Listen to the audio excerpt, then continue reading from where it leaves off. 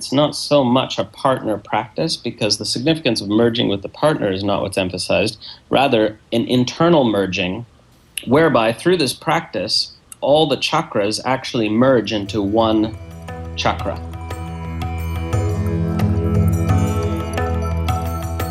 Namaste. You're listening to the Savannah Podcast. Join us on an exploration of Eastern spirituality, yoga philosophy, and conscious living for the new age.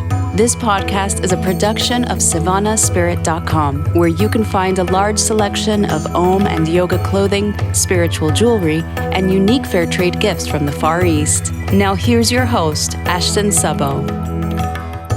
Welcome everyone, I'm Ashton Subbo. We're here today to talk about the role of sex in Tantra. Our guest is Christopher Wallis, also known as Hareesh. He is a yogi, a scholar, a teacher, and the author of Tantra Illuminated, The Philosophy, History, and Practice of a Timeless Tradition. Welcome, Hareesh. Happy to have you on the show today. Thank you. Now, I wanted to, before we really dive into the topic, something that I think we also both have in common. We're both exposed to yoga at an early age, and we also did a lot of traveling in our 20s, and mine extended in the 30s. But I've read that you did a lot of traveling in your 20s. I'm curious about some of the places that you traveled then. Did you spend a lot of time in India? I think you spent some time in an ashram. What were you doing in your 20s when you were traveling? Where'd you go? Well, yeah, not just my 20s. I would say every few years, maybe every 4 years or so, I tend to just pack everything into storage and go traveling for a while. So, it's covered a fair amount of ground in terms of South America, Asia, East, South and Southeast Asia, Europe, and quite a bit around India, all the major states of India, and I haven't been to all of them yet, but nowadays I lead tours around sacred sites of India, tours for yogis, and kind of spiritual pilgrimage tours actually around sacred sites of Western and Southern India usually, which can be really powerful experience for people. So I enjoy facilitating that, because part of what I did when I traveled around India is I tried to figure out or tried to experience really which of the ancient sacred sites still had juju, for lack of a better word, Shakti, had that special feeling, and which, had lost it through modernization or colonialism or all the other forces that are at work there. So, yeah, and it was, in the first of these lengthy kind of travel excursions when I was in my early 20s that I really decided I wanted to study Indian philosophy and the yoga tradition full time. One of the problems, or one of the big challenges that I've had since living abroad for so many years and coming back to the States, teaching yoga, teaching a lot of the ideas that exist within Tantra is, I get really hesitant to even use the word Tantra here in the West, because it has such a strong association with the sexual practices. I've even started to use it less and less, because it always seems to have to be prefaced with the conversation. Now, I'm not talking about all these sexual practices, blah, blah, blah, blah, blah. As a teacher yourself of Tantra, how often do you find yourself having to dispel the idea that Tantra is all about sex? Oh, I mean, fairly often, but, I often don't even bother, because as I talk about what it is, people rapidly get the idea that, I'm talking about something different for sure. When I was an undergraduate, Princeton University Press came out with Tantra in Practice, a book of academic articles and translations of original sources. And, I really admired how, with that book, the scholars were sort of taking a stand or reclaiming the word Tantra, if you will, really kind of exploring the depth of the original tradition And not even bother, like in that book, that apart from maybe a paragraph, they didn't even bother to address the misunderstanding. So there's different approaches we can take. But, in general, since I'm not trying to specifically reach an audience that's interested in sacred sexuality per se, I'm just trying to reach an audience that's interested in spirituality, And so I'll often just do a little disclaimer and say, oh, well, this is original Tantra or classical Tantra. Those are the two phrases I use the most often to distinguish it from what scholars call modern American neo-Tantra. To even, it's a problematic issue, right? Because another way I explain it is this. I say the modern American use of the word Tantra to refer to, esoteric sexual practices is merely a homonym.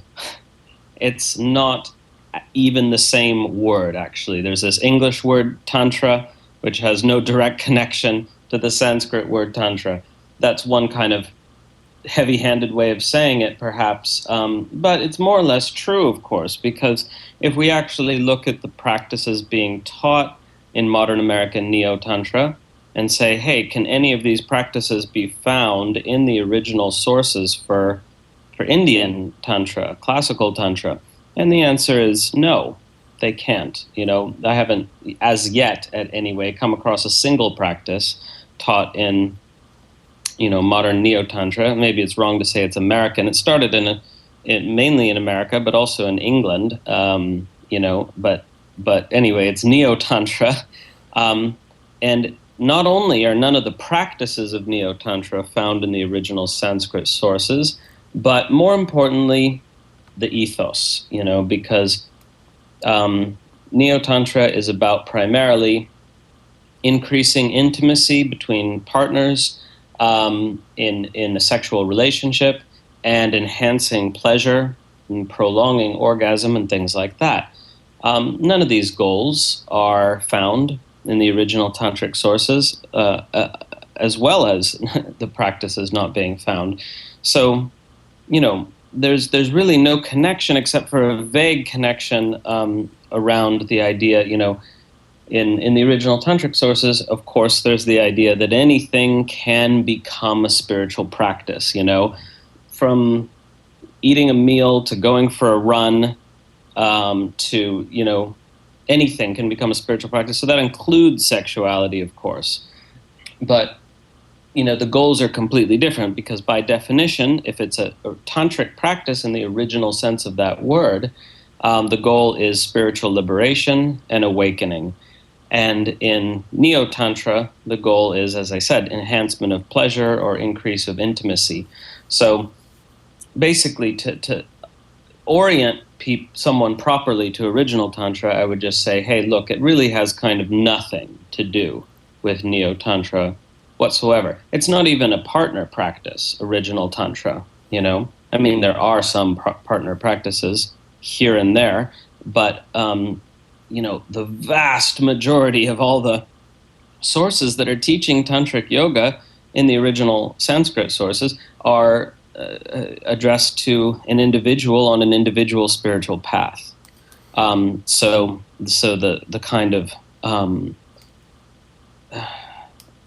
flavor of the whole thing, as well as the goal, as well as the practices, are different.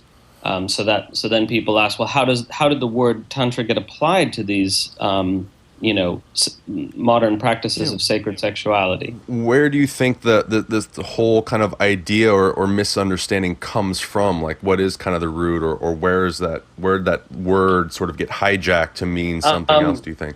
Yeah, we're not quite sure. I mean, I think Hugh Urban has written on this. I haven't read everything he's written, and I think he has some good ideas about how the term got hijacked. And one of the people he cites is Pierre Bernard.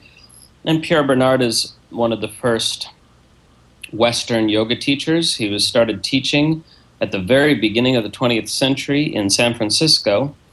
And he, claimed to be teaching Tantra. He founded a kind of tantric order I believe that was 1905 in San Francisco. And the thing is, to understand Pierre Bernard, it's, you should read his book. Read the book about him called The Omnipotent I think, which is a wonderful book.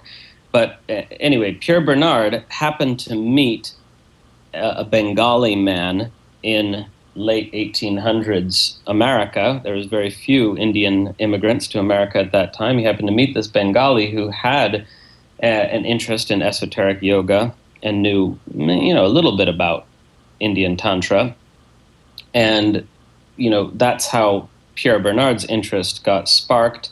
And then he read whatever he could get his hands on, which at that time was very, very little, So basically, he just heard, from this guy, from his Bengali informant, as it were, he heard that there was such a thing as a tantric sexual ritual. He didn't have any access to the original sources on this, so he just, but he liked the idea because it sort of, as far as I can tell, because it gave him an excuse to sleep with his students, the beginning of a ignominious tradition in American yoga.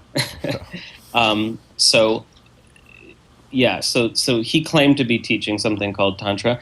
And, what with him here in the U.S. and Aleister Crowley in England teaching sex magic and sacred sexuality and using the word Tantra also, these ideas got propagated in various ways and got transmitted, and then some of their students transmitted them. And so modern Neo-Tantra has 100-year lineage at this point. But like I say, there hasn't been any actual injection from the original tradition and from the Sanskrit sources. But Neo-Tantric teachers will often simply lie, actually. There's I saw a book, a Neo-Tantra book, that said these techniques come from the Vijnana Bhairava Tantra. And I looked through the book. I couldn't find a single practice in the book that came from Vijnana Bhairava. The author was simply outright lying. Now, somebody might have told them, how these things happen. That's a false attribution. And the word Tantra is used to give kind of esoteric, orientalist mystique to the practice and to confer legitimacy on it by implying it's an ancient practice. And, it's simply not. It may or may not be beneficial. Neo-Tantra might be highly beneficial to someone or some couples, but if it is beneficial, it doesn't need the legitimation of a Sanskrit word. And it's really a case, if we're kind of going to get really serious about this, this is really a case of cultural appropriation.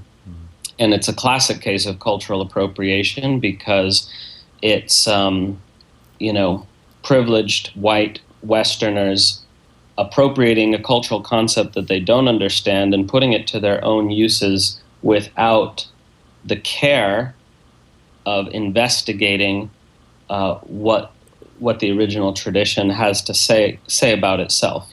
So I think there's a lot of people in India who are, increasingly educated people who are not happy about Western cultural appropriation for good reasons, because the culture, well, not in the case of America, but in the case of Britain, for example, the culture doing the appropriation is precisely the one that oppressed them previously. So it doesn't exactly look good.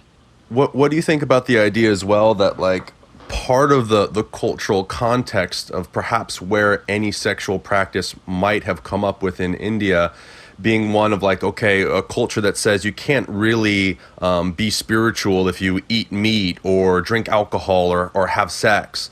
In some contexts that, here come the tantrics that are looking to say, everything is divine, so there's Shakti, there's power in these things to kind of overcome them. But even the idea that you weren't supposed to have a desire for anyone doing a sexual practice with.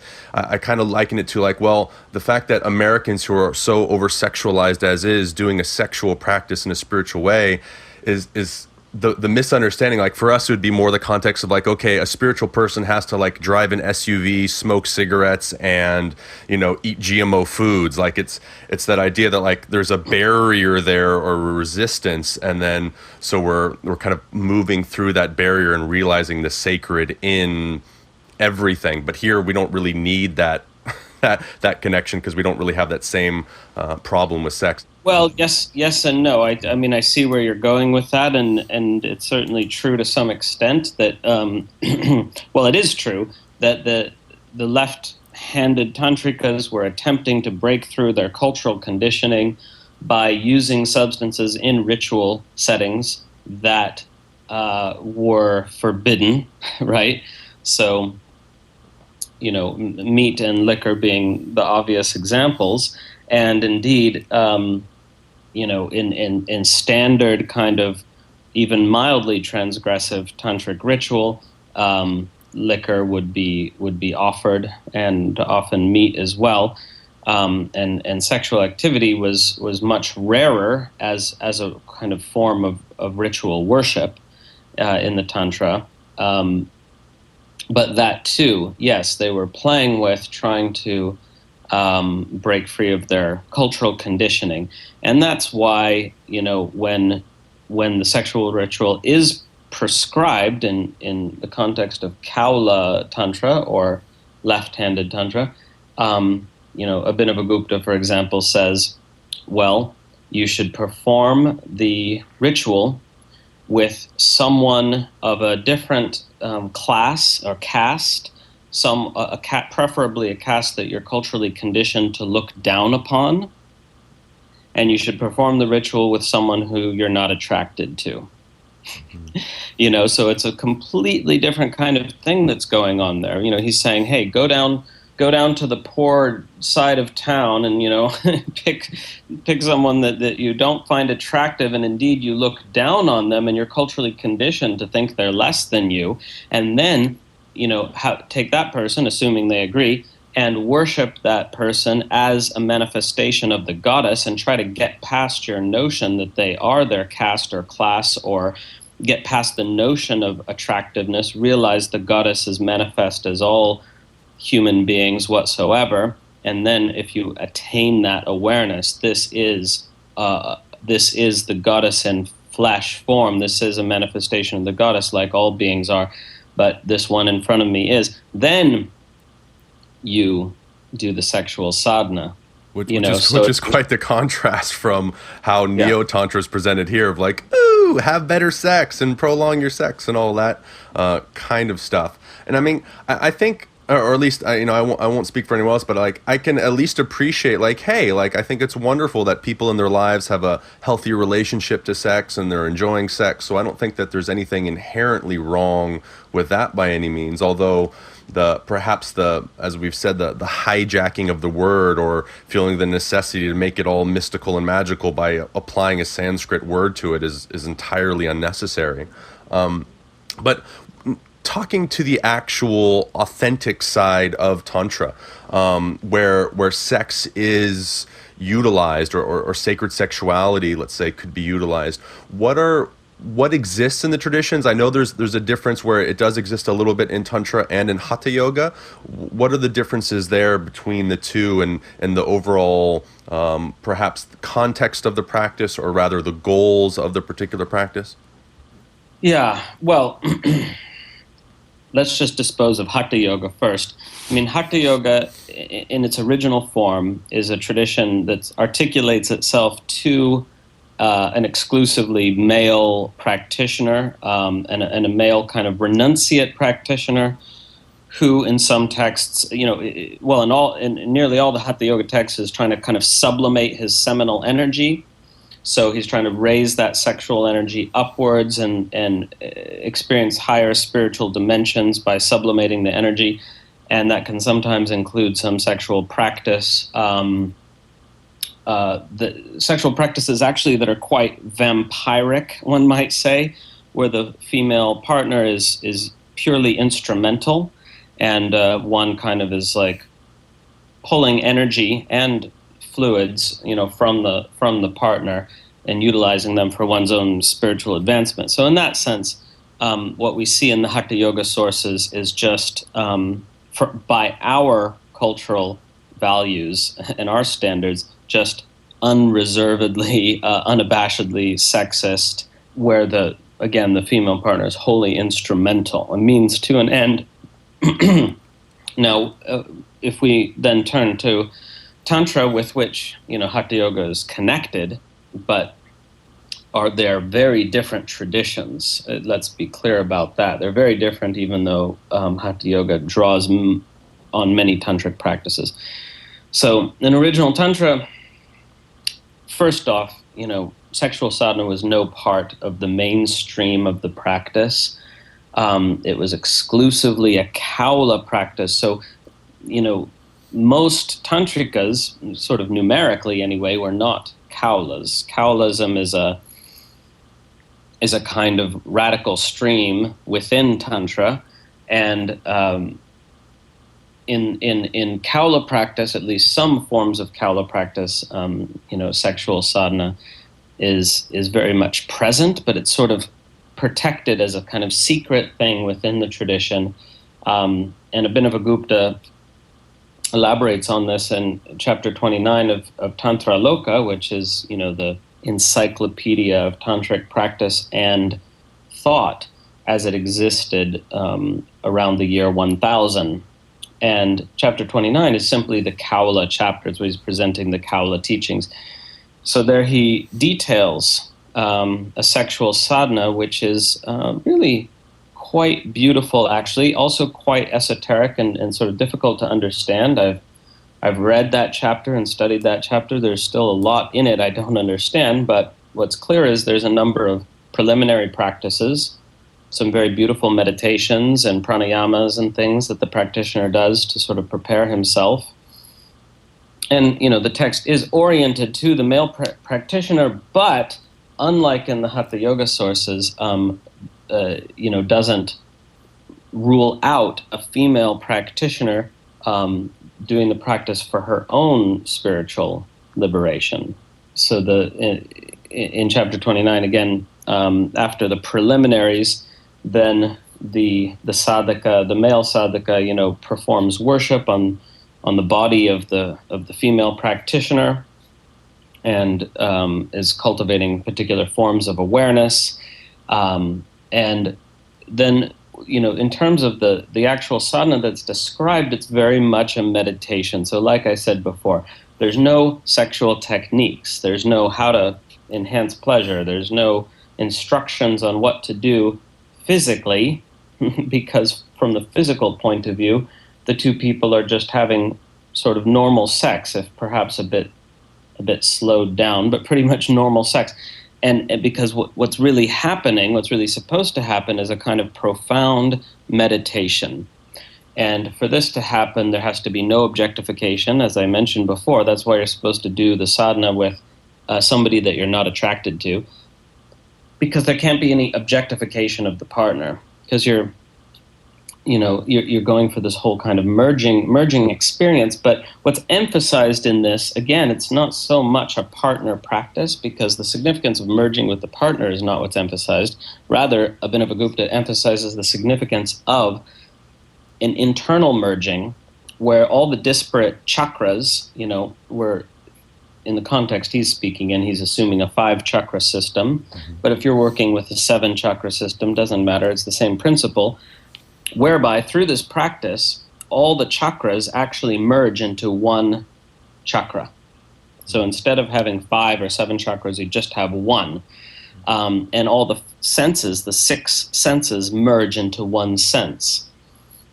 If you do the practice correctly, there's a lot of details kind of involved, right, in leading up to this moment. But if you do the practice correctly, you have this experience of all the chakras merging into one and all the senses merging into one, and you become a single mass of blissful awareness, and you are able to kind of break through to this state of consciousness in which there's no internal division or differentiation whatsoever. And if you are kind of ripe and ready for it, and this an advanced practitioner is here assumed, of course, not a beginner. If you're ready for it, then this experience of total internal unity will then spill over into your everyday life. So it's a liberative practice in that sense. So that both people in the sadhana can be doing, but it's not dependent on each other, as it were. And so that's a brief description.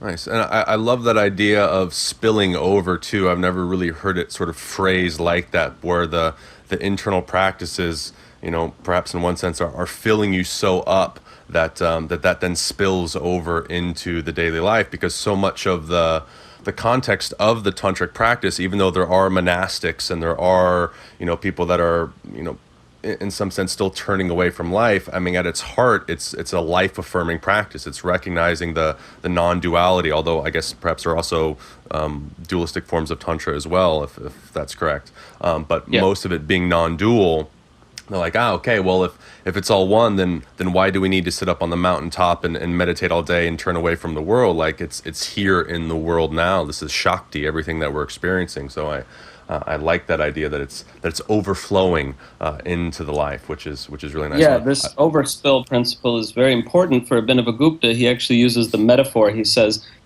he gives the example of a battle horse or a war horse. He says, just as a horse that has been really well trained stays within the boundaries of its training, even in the midst of battle.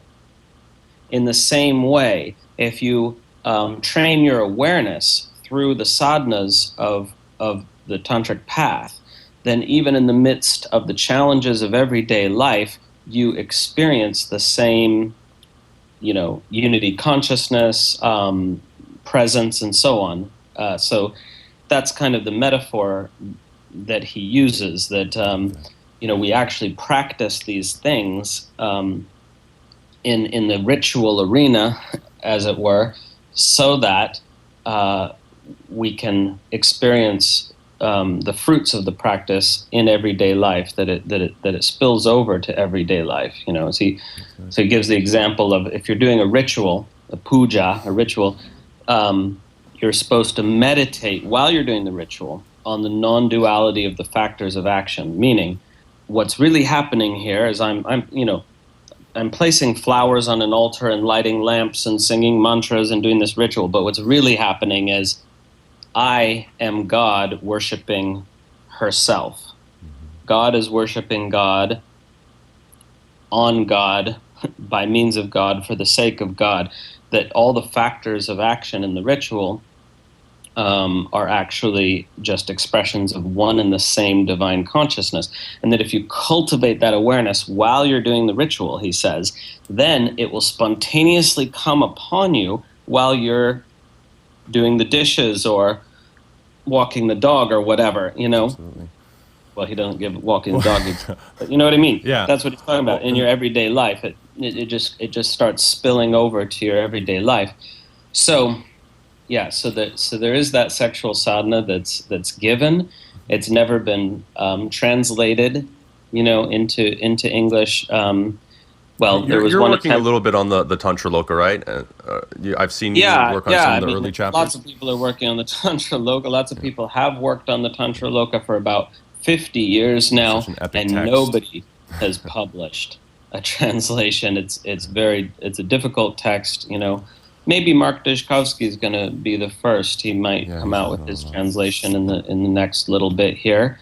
Just to perhaps kind of wrap things up a little bit, talking about just briefly perhaps what, from a scholarly perspective of what we have access to now, like what is the earliest text that even mentions anything around a sexual practice? I mean, you've mentioned Abhinavagupta. A lot of people might not know who he is in terms of the listeners, but I mean, being one of perhaps the most well-known tantric scholar, realized being, and everything else. But I mean, is he the first one textually that we see any Uh, reference to this, or? well, this is the interesting thing. Abhinavagupta in chapter 29 of Tantra Yoga, he's quoting a bunch of Kaula scriptures that are now lost. So much has been lost to us. And not surprisingly, a lot of what's been lost is the more radical material, the more esoteric and radical, mold-breaking material that challenged the cultural conventions, and which unfortunately also contained some of the most sublime philosophy and spiritual teachings. And so many of those texts are lost, we know, because, for example, in 29, he quotes 20 different texts that are all except one are lost to us. So the earliest source, who knows? Who knows what that earliest source is? We have to distinguish sexual sadhana for liberation and sexual sadhana for siddhi, or magical power. We do have a very early source, probably early 7th century, that gives a sexual sadhana for the attainment of magical powers, and that's in the Brahma Yamala. A couple of scholars I know have published articles on this particular sexual sadhana, which is more like the Hatha Yoga sadhanas, actually. And it's, it involves, seminal retention. The sadhaka has to have just lots and lots and lots and lots of sex with this woman that he's essentially hired for the purpose without any ejaculation. And if he does, he has to start all over, and it's a really difficult kind of thing. Very different practice from the sexual sadhana for spiritual liberation given in Tantra Loka on the basis of earlier lost Kaula sources. It's a completely different kind of practice in the whole vibe of it and in what you actually do.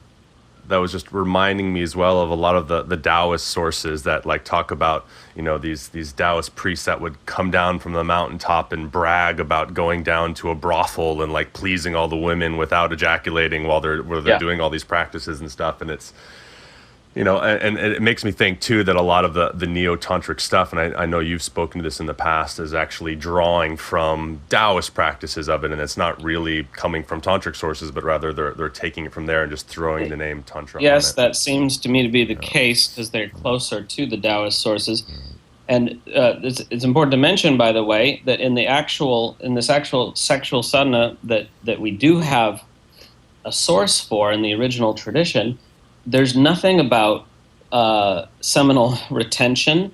In fact, Abhinavagupta says you would only try to retain, if you're trying to go for magical powers, for those who are doing a liberation sadhana, you do not attempt to withhold the natural, flow. And in fact, you want to ejaculate. Both people want to ejaculate because the mingled sexual fluids are considered the most sacred possible substance to use in worship. So the practitioners, after consummating their lovemaking, they take the mingled sexual fluids and they, can perform puja. They can anoint their own bodies with those fluids. They can anoint the Shiva linga. They can perform worship with it, and that is said to be the highest sacramental substance. It's like the holy communion of the Kaulas to anoint themselves and ingest the mingled sexual fluids. So without ejaculation, you can't do that practice. Wow, indeed. Well, and by the way, just as a footnote before we close, I've been talking about the role of sexuality in Shaiva Tantra, meaning Tantric Shaivism, the religion of Shiva Shakti, whereas in Buddhist Tantra, I can't speak to the Buddhist Tantric side of things because I'm not an expert in it, but there are more sources for sexual sadhana in the Buddhist tantras. So someone who really wanted to research this subject would need to look into that because, as I said, in the Shaiva side, we only have one source still existing for sexual sadhana for spiritual liberation. Whereas in the Buddhist Tantra, we have several sources that I haven't myself read, but I know scholars are definitely studying them. Well, awesome. Well, I really appreciate all of your understanding, your knowledge, and speaking with us today, Hareesh. Where, for people that want to find out more about you, about whether it's to purchase your book, or I know you're working on another book coming up, or your courses. I know you have an institute is it San Fran or Berkeley, where you teach a lot from and have a lot of courses with other teachers that come in. Where can we find out more about you and the things that you're doing? Well, for those, who want to get a lot of clarity and rich understanding about the original tradition of Tantra, there's two books I would recommend. My own book is the main source for Shiva Tantra, Shiva Shakti Tantra, and that's Tantra Illuminated. You can get from Amazon. And then for Buddhist Tantra, the best introduction is a book called Introduction to Tantra by Lama Yeshe, Yeshe.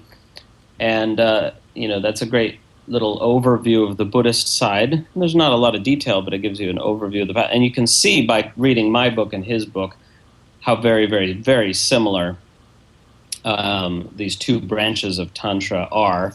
So then, in terms of courses, all the stuff I offer is kind of posted on my website, mattamayura.org,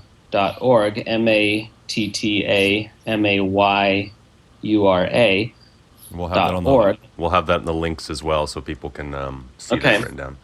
And then my personal website also has posting on courses and things, ChristopherWallis.org, and that's Wallis spelled with an IS, or tantricstudies.org, and that's tantric spelled with a K. So you can just look there for information, and I think it's very important if you're educating yourself to ask, how does this person know what they know? Look at their credentials, look at their background, look at the sources they're using, because we do have in the world of yoga and tantra today, major kind of issues with legitimacy in terms of from the perspective of the original tradition. People aren't qualified to teach on this unless they've been empowered by their teacher to teach and have the requisite education, So we have a lot of people who, just purely by the standards of the original tradition, are teaching without proper qualifications. And I don't mean to criticize them. I'm just saying, for your benefit as a practitioner, whoever's hearing this, to look into and be rigorous about the quality of information that you're getting. Well, thank you, Hareesh. Really appreciate your time. Look forward to seeing if and when the next book comes out and seeing all the courses that you offer online as well, because I know you do a lot of those and they're really great. I've done a lot of them in the past. Hopefully we can have you on the show again at some point, perhaps even talking about the chakras, which we just dabbled the feet in for a moment. Yeah. But again, thank you very much. I hope you have a great rest of your trip, and let's speak again soon. Thank you. Hey everyone, if you enjoyed this episode, let us know by writing a review on iTunes. It's the only way that we know if we should keep producing more episodes like these. It also helps us attract new listeners to join us every week and spread the word of yoga, spirituality, and conscious living. Thanks so much for listening. Hope you'll join us again next week. You've been listening to the Savannah Podcast. To find out more about Savannah, go to savannahspirit.com or follow Savannah on Facebook at facebook.com/Savannah Spirit. For daily inspiration, check out our blog at savannaeast.com. Be sure to join us next week for a new episode, and thank you for listening to the Savannah Podcast.